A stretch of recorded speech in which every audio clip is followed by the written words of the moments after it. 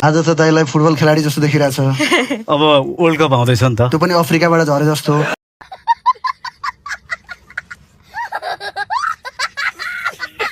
उहाँलाई चाहिँ फुटबल खेलाडी जस्तो, हजुरलाई चाहिँ फुटबल जस्तो।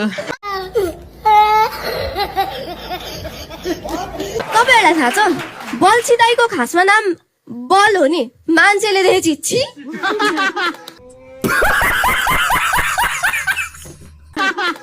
बल्छी। अभी मजा आएगा ना भिड। सरकारी स्कुलको स्टुडेन्ट फेरि लास्ट ट्यालेन्ट हुन्छन् के, टोयलेट भित्रै पढ्छन्, खान्छन्, गीत गाउँछन्, सब गर्छन् के, तर दिशा पिसाब गर्न चाहिँ बाहिर बारीको पोखरातिर जान्छ।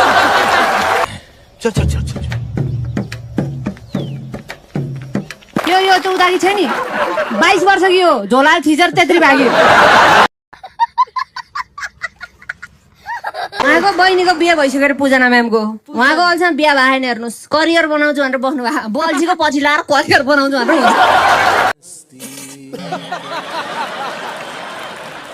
सीता पनि सरकारी स्कुलमा पढेको के, बोर्डिङमा पढेको भए यो राम्री हुन्थ्यो के। रुको जरा, सबर करो।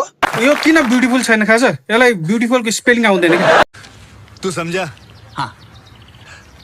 नहीं, तू समझा नहीं। तँलाई कसैले हट भन्यो भने ऊ साइड लाग्दिन्छ कि। बैगन ओ आज माग्ने पनि आएको रहेछ। माग्ने होइन हौ, बल्छी होइन, मैले अनुहार हेरेर भने।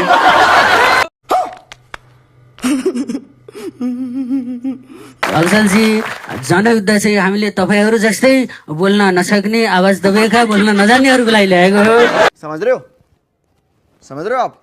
समझ रहे हो? तपाईँलाई देख्दा चाहिँ कस्तो लाग्यो भने जनयुद्धको बेलामा जङ्गलमा हामीले शिकार गर्न छोडेको बँदेल जस्तो लाग्यो। तू समझा? हाँ।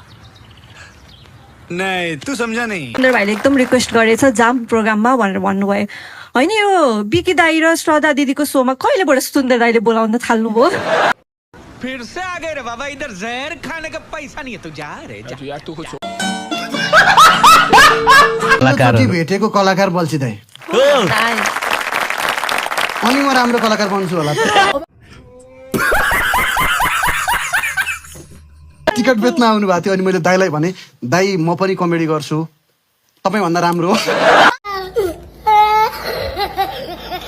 हरेक हप्ता यसमा चाहिँ फरक फरक फरक फरक भइरहेछ क्या, तर कन्टेन्टहरू होइन क्या, ड्रेसहरू क्या।